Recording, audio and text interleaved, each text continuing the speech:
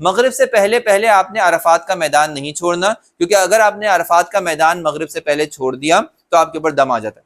اگر تو آپ جوان ہیں، اللہ نے آپ کو ہمت دی ہے، یہ زیادہ لمبے ٹریول نہیں ہے، مینا سے عرفات جانا، عرفات سے مزدلفہ آنا، مزدلفہ سے واپس جو ہے حج کے لیے آنا، ایک ایک گھنٹہ، دو دو گھنٹے، یا زیادہ سے زیادہ 2.5 گھنٹے 2 گھنٹے، اگر آپ ہلکے چل رہے ہیں یا رش زیادہ ہے 2.5 سے 3 گھنٹے لگ جائیں گے، اس سے زیادہ نہیں۔ جبکہ اس کے مقابلے میں جو گاڑیوں کا انتظار کر رہے ہوتے ہیں، گاڑیوں میں پھیٹ جاتے ہیں، گاڑیوں میں پھنس جاتے ہیں، تو وہ لوگ بعض اوقات 5 6 گھنٹے لگ جاتے ہیں۔ لوگ یہ سمجھتے ہیں کہ مینا کے اندر بس ایک دن گزار کے آ گئے، اب یہیں ہوٹل میں رہ لیتے ہیں، واپس مینا کون جائے۔ یہ 5 راتیں مینا میں رہنا مسنون ہے۔ اس کے اندر یہ ہے کہ آپ جو ہے یہاں سے واپس مینا میں جائیں، مینا میں اپنے خیموں میں 10 کی رات، 11 کی رات، 12ویں کی رات آپشنل ہے۔ حرم میں نماز پڑھنے سے زیادہ افضل یہ ہے کہ انسان طواف کرے، ٹھیک ہے نا۔ ایک عام حالات کے اندر مسجد میں جا کے نماز پڑھنا سب سے افضل عمل ہے، لیکن حرم شریف کے اندر نماز سے افضل یہ ہے کہ انسان طواف کرے۔ کوشش یہ کریں کہ دیکھیں، ہوتا یہ ہے کہ وہاں پر چونکہ مجمع کو لے کے جانے والی مینجمنٹ ہے اور وہ اپنے طور پہ تیاریاں کرتی ہے، تو آپ صلی اللہ علیہ وسلم کی سنت تو یہ ہے کہ آپ صلی اللہ علیہ وسلم 8 تاریخ کو صبح فجر کے بعد گئے تھے، مینا کے لیے نکلے تھے، لیکن وہاں پر یہ ہوتا ہے کہ 7 تاریخ سے ہی لے جانا شروع کر دیتے ہیں۔ تو اگر کوئی آدمی ایسا ہو کہ وہ پیدل خود پہنچ سکتا ہو اور بآسانی اس کو خیمے تک، کیونکہ اتنا مشکل نہیں ہے، جو عزیزیہ میں رہنے والے ہیں وہ 1 گھنٹے میں اگر پیدل چلیں تو آسانی سے مینا میں خیمے تک پہنچ جاتے ہیں۔ تو اگر کوئی ایسا ہے کہ جو بآسانی خود پہنچ سکتا ہے تو فبیہا، اس کو چاہیے کہ سنت پر عمل کرے، 8 تاریخ کو صبح خود چلا جائے۔ اور اگر اس کو لگتا ہے کہ میں آسان ہے رستہ، ایک ہی پل جا رہا ہے سیدھا سیدھا، سب اسی رستے پہ چل رہے ہوتے ہیں، جگہ جگہ علامات لگی ہوئی ہوتی ہیں، بورڈز لگے ہوئے ہوتے ہیں، جگہ جگہ لوگ کھڑے ہوتے ہیں رہنمائی کرنے والے، پریشانی انشاءاللہ کوئی نہیں ہوگی۔ تو وہاں گم بھی گئے تو کیا ہے، اللہ کی زمین ہے، سب جگہ ساری جگہ مبارک ہے، تو وہ وہاں تو جگہ ایسا ہے کہ لوگ کہتے ہیں کہ یا اللہ یہاں تو گھما ہی دے ہمیں کہیں تو ہم گھومیں، ہر جگہ ٹریک پر رہتے ہیں، تو یہاں تو ہم گھوم جائیں کم از کم، تو یہاں تو ہم دیواروں کے ساتھ جو ہے وہ ٹکریں مارے، یہاں تو ہم کوئی بھی عمل کریں یہ ثواب ہی ثواب ہے، تو وہاں تو چلنا پھرنا ہی ہے۔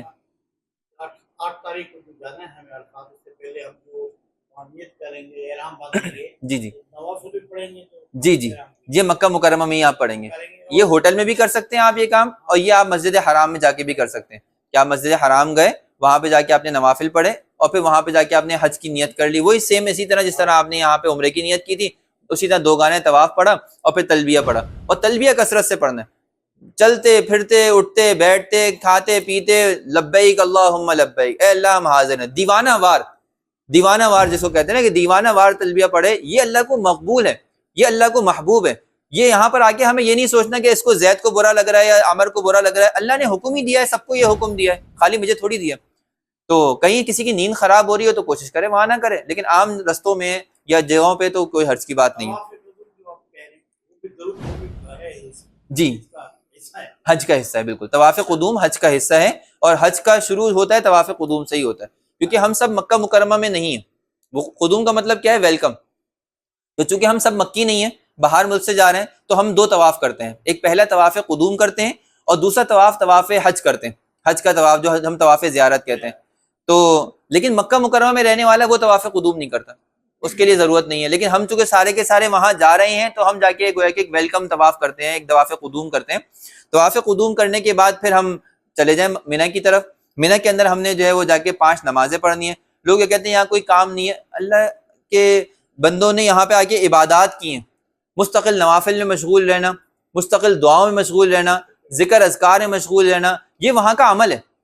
تو وہاں پر جب آپ پہنچیں گے، آپ فجر کے بعد نکلے ہیں تو ظہر، عصر، مغرب، عشاء اور فجر، یہ 5 نمازیں آپ نے وہاں پڑھنی ہیں۔ یہاں پر بھی مسئلہ یہ پیش آتا ہے کہ وہ لوگ فجر کا انتظار نہیں کرتے، وہ کوشش کرتے ہیں عشاء کے بعد سے لوگوں کو آگے عرفات منتقل کرنا شروع کر دیں۔ تو 9 تاریخ کی صبح فجر کے بعد اگر آپ کو منتقل کر دیتے ہیں یا ظہر سے پہلے پہلے منتقل کر دیتے ہیں عرفات، تو عرفات میں جا کے آپ نے ظہر اور عصر پڑھنی ہے۔ ظہر اور عصر کے اندر یہ ذہن میں رکھیے گا کہ جو وہاں پہ مسجد نمرہ کے اندر جو حج کی نماز ہو رہی ہے، وہاں حج کا امام موجود ہے، اگر اس کے پیچھے ہم پڑھیں گے تو ہم جمع بین الصلاتین کریں گے، یعنی ظہر اور عصر امام کے پیچھے پیچھے ایک ساتھ ایک ہی وقت میں پڑھیں گے۔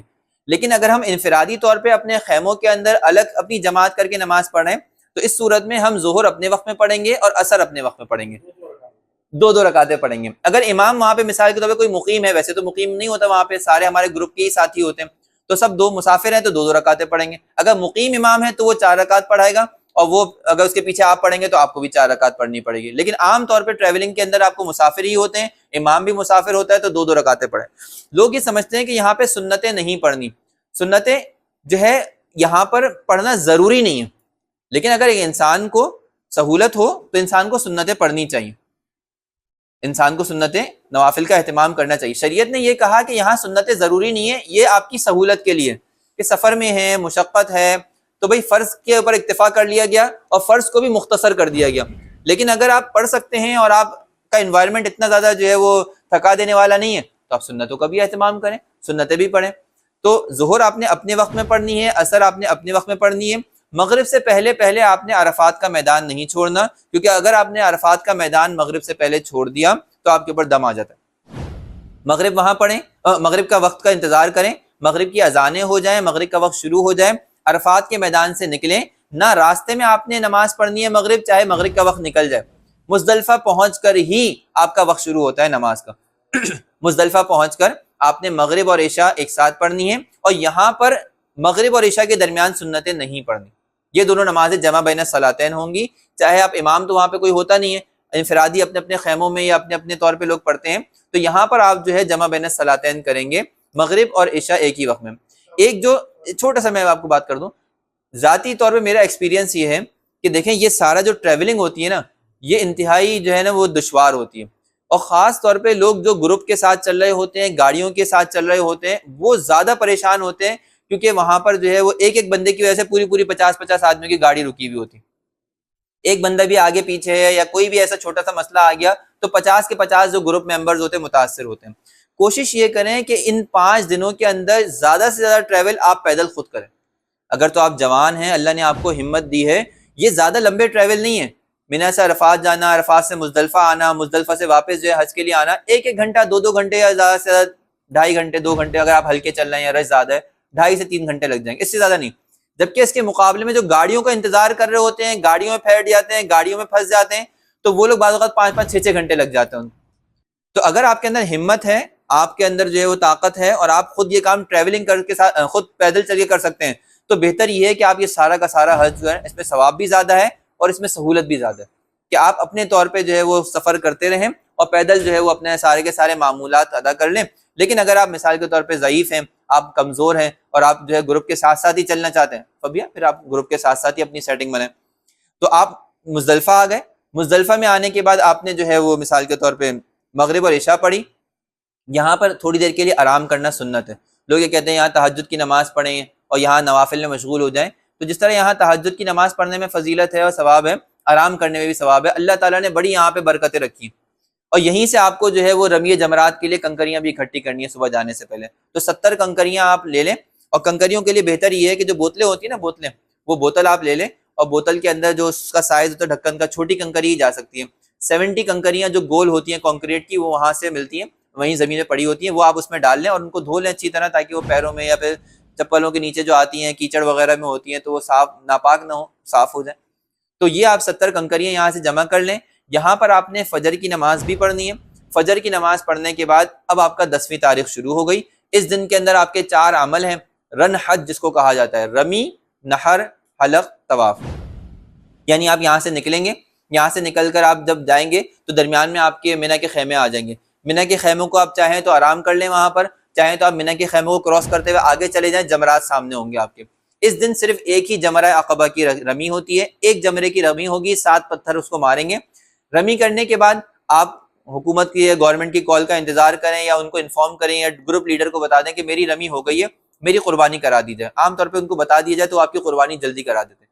آپ نے ان سے قربانی کرا دی، آپ کو اوکے کا میسج آ گیا کہ آپ کے نام سے آپ کی قربانی ہو گئی ہے، تو آپ اس کے بعد پھر حلق کرا لیں. حلق کے لیے دونوں آپشن ہیں کہ آپ یا تو منی کے اندر اپنے خیموں میں چلے جائیں، وہاں حلق کرا لیں، یا مکہ مکرمہ میں آپ چلے جائیں، وہاں جا کے اپنے ہوٹل میں جا کے حلق کرا لیں، کیونکہ ابھی تو آپ کو طواف زیارت کے لیے جانا ہے. تو اگر اسی دن میں پاسبل ہو تو سب سے افضل پہلا دن ہے کہ جس میں یہ چاروں کام ہو جائے. اور پہلے دن میں سب سے زیادہ سہولت، تھوڑی ہمت تو کرنی پڑتی ہے، انسان تھک جاتا ہے انسان سب چیزوں سے، لیکن پہلے دن رش سب سے کم ہوتا ہے حرم میں. دوسرے اور تیسرے دن بہت رش ہوتا ہے. تو اگر آپ پہلے دن یہ کام کر سکتے ہو کہ آپ دوپہر شام تک حلق سے فارغ ہو گئے، آپ رات کو چلے جائیں. اب جب آپ حلق کرا لیتے ہیں تو احرام کی تمام پابندیاں آپ سے ختم ہو جاتی ہیں. بس صرف آپ اپنی اہلیہ کے پاس نہیں جا سکتے، صرف صحبت کرنے کی اجازت نہیں ہے، اس کے علاوہ تقریباً تمام چیزیں اس کے لیے حلال ہو گئیں۔ آپ سلے ہوئے کپڑے پہنیں، آپ خوشبو لگائیں، آپ غیر ضروری بال صاف کریں، آپ جو ہے سارے کے سارے جو ہے وہ ہوٹل میں جا کے تیار ہو جائیں اچھی طرح، اور پھر آپ جا کے جو ہے وہ طواف زیارت کے لیے چلے جائیں۔ طواف زیارت جب آپ کر لیتے ہیں، طواف سے فارغ ہو جاتے ہیں، اگر آپ سعی پہلے کر چکے ہیں تو آپ کو اب کوئی ضرورت نہیں، آپ کا حج کمپلیٹ ہو گیا۔ اگر آپ نے سعی نہیں کری تو پھر آپ کو سعی بھی کرنی ہے اس طواف کے بعد، اسی طریقے سے جس طرح آپ نے طواف قدوم میں کی، عام کپڑوں میں ہی، بالکل عام کپڑوں میں ہی آپ صحیح کر لیں گے۔ اور پھر اس کے بعد جب آپ صحیح سے فارغ ہو جاتے ہیں تو آپ کو یہ بات ذہن میں رکھنی چاہیے کہ یہ جو 5 دن ہیں یہ مینا کے ہیں۔ لوگ یہ سمجھتے ہیں کہ مینا کے اندر بس ایک دن گزار کے آ گئے، اب یہیں ہوٹل میں رہ لیتے ہیں، واپس مینا کون جائے۔ یہ 5 راتیں مینا میں رہنا مسنون ہے۔ اس کے اندر یہ ہے کہ آپ جو ہے یہاں سے واپس مینا میں جائیں، مینا میں اپنے خیموں میں 10 کی رات، 11 کی رات، 12ویں کی رات آپشنل ہے آپ چاہیں تو گزاریں، چاہیں تو نہ گزاریں، کیونکہ 10 کے بعد 11 اور 12 کی رمی تو کمپلسری ہے، پھر تو آپ کو لازمی کرنی ہے، لیکن 13 کی رمی کمپلسری نہیں ہے۔ تو 13 کی رمی آپ چاہیں تو وہاں پر رکیں گے تو کرنا پڑے گی، نہیں رکیں گے تو آپ کو کرنے کی ضرورت نہیں ہے۔ لیکن ہمارے علماء فرماتے ہیں کہ انسان جب وہاں گیا ہے اور تو کوئی کام ہے نہیں، تو بھائی جو کام کر سکتا ہے زیادہ سے زیادہ کریں۔ اور 13ویں کی رمی کا مزہ ہی بہت آتا ہے، کیونکہ 11 اور 12 کو تو فل رش اور انسان کو لطف اندوز ہونے کا ہی موقع نہیں ملتا، دھکوں میں اور ان چیزوں میں سارا وقت نکل جاتا ہے۔ 13ویں تاریخ کو جاتا ہے تو تقریباً 80% مجمع جا چکا ہوتا ہے، تو ہر چیز کو قریب سے دیکھنے کا، اطمینان سے کرنے کا بڑا اچھا موقع ہوتا ہے، تو وہاں 13ویں تاریخ کو بھی رک جائے۔ یہ بات ذہن میں رکھیے گا کہ جو آپ 10 کی رمی کرتے ہیں اس کے لیے کوئی ٹائم پیریڈ نہیں ہے، آپ صبح سے لے کے رات تک میں جس وقت میں چاہے کریں، لیکن 11ویں اور 12ویں کی رمی آپ کو زوال کے بعد ہی کرنی ہے، زوال کے بعد کرنے کی اجازت ہے، اور مغرب سے پہلے پہلے کر لیں۔ البتہ اگر آپ عورتیں ساتھ ہوں، آپ کے ساتھ بزرگ ہوں، بچے ہوں، آپ جو ہے وہ دن میں رش میں نہیں جا سکتے، تو آپ کے لیے رات میں جانے کی بھی گنجائش ہے، اس میں کوئی حرج کی بات نہیں۔ لیکن ایک عام آدمی کے لیے بہتر یہ ہے کہ زوال کے بعد وہ چلا جائے اور مغرب سے پہلے پہلے اپنی رمی سے فارغ ہو جائے۔ تو 11ویں اور 12ویں تاریخ کو آپ رمی کر لیں، اور 12ویں تاریخ کی رات یعنی 13ویں کی رات کو بھی اگر آپ رک جائیں گے تو آپ صبح رمی کر کے چلے جائیں، اور اگر آپ نہیں رکتے تو آپ 12ویں کو ہی واپس مکہ آ سکتے ہیں۔ جی ہاں، یہ جو 11ویں اور 12ویں تاریخ کو رمی ہوگی، اس میں تینوں جمرات کی رمی ہوگی، اور آپ جانتے ہیں کہ 3 جمرات کو 7 پتھر لگیں گے تو یہ 21 بن جائیں گے، ٹھیک ہے نا، تو 21 پتھروں کی رمی ہوگی، اور پہلے دن آپ کی صرف 7 پتھروں کی رمی ہوگی، ٹوٹل اگر آپ ان کا حساب لگائیں گے تو یہ 70 پتھر ہی بنتے ہیں چوتھے دن کی رمی کو شامل کر کے۔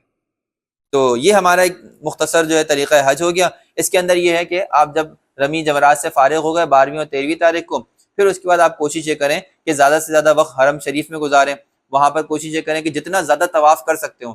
دیکھیں ویسے تو پوری دنیا کی مساجد کے اندر انسان نماز پڑھتا ہے، لیکن حرم شریف واحد وہ جگہ ہے جہاں انسان طواف کر سکتا ہے، تو اس لیے علماء فرماتے ہیں کہ حرم میں نماز پڑھنے سے زیادہ افضل یہ ہے کہ انسان طواف کرے، ٹھیک ہے نا۔ ایک عام حالات کے اندر مسجد میں جا کے نماز پڑھنا سب سے افضل عمل ہے، لیکن حرم شریف کے اندر نماز سے افضل یہ ہے کہ انسان طواف کرے اور طواف کے اندر مشغول رہے۔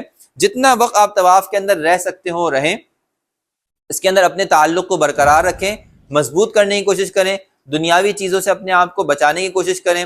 انسان حج سے فارغ ہوتا ہے، بچوں کے بھی فون آنا شروع ہو گئے، اہلیہ بھی پریشان ہو گئیں، اب کہتی ہیں ویڈیو کال کرو، پھر اس کے بعد وہ اپنے شاپنگیں بھی شروع ہو گئیں، سارا انسان کیا کرائے پہ پانی پھیر دیتا ہے ان چند دنوں میں۔ تو کوشش یہ کریں کہ جو آپ نے ذخیرہ اکٹھا کیا ہے اتنے دنوں کے اندر اتنی محنت کے ساتھ، اس کو برقرار رکھیں، اس کو لے کر پاکستان تک آئیں، تاکہ آپ کی زندگیوں میں تبدیلیاں ہوں، آپ کی جو ہے وہ اعمال میں تبدیلی ہو۔ آپ کا حج ہو اور آپ کی زندگی تبدیل نہ ہو تو یہ ایک بہت بڑے خطرے کی الارم ہے کہ شاید آپ کا حج قبول نہیں ہوا۔ حج ہو جائے اور اس حج کی زندگی انسان کو تبدیل کر دے تو یہ اس بات کی واضح علامت ہے کہ اللہ تعالیٰ کی طرف سے اس کا حج قبول ہو گیا۔ اللہ تعالیٰ سے دعا ہے کہ اللہ تعالیٰ ہمیں صحیح طریقے سے کرنے کی۔ اور اچھا ایک چیز جو میری رہ گئی آپ سے بات کرنی، کوشش یہ کریں کہ پورے سفر کے اندر ایک معاون ضرور ہو آپ کا، یعنی پوچھ کے اعمال کر لیں۔ کوئی عالم اگر آپ کے رابطے میں ہو، کوئی مفتی صاحب آپ کے رابطے میں ہو، تو اپنے کسی بھی مسئلے میں پھنسیں تو ان سے کانٹیکٹ ضرور کر لیں، کیونکہ یہ مسائل حج ہیں، اس کے اندر بہت ساری چیزوں کی وجہ سے، جنایت کی وجہ سے انسان پر دم واجب ہو جاتا ہے۔ تو گائیڈنس ہوگی تو انسان بہت ساری چیزوں سے اپنے آپ کو بچا لے گا، گائیڈنس نہیں ہوگی تو انسان تو اگر بہتر یہ ہے کہ آپ کے سفر کے اندر، آپ کے گروپ کے اندر کوئی ایک عالم موجود ہے، کوئی مفتی موجود ہے، یہ تو آپ کے لیے سب سے بہترین کام ہو گیا، آپ کا مسئلہ ہی حل ہو گیا وہاں پہ تو۔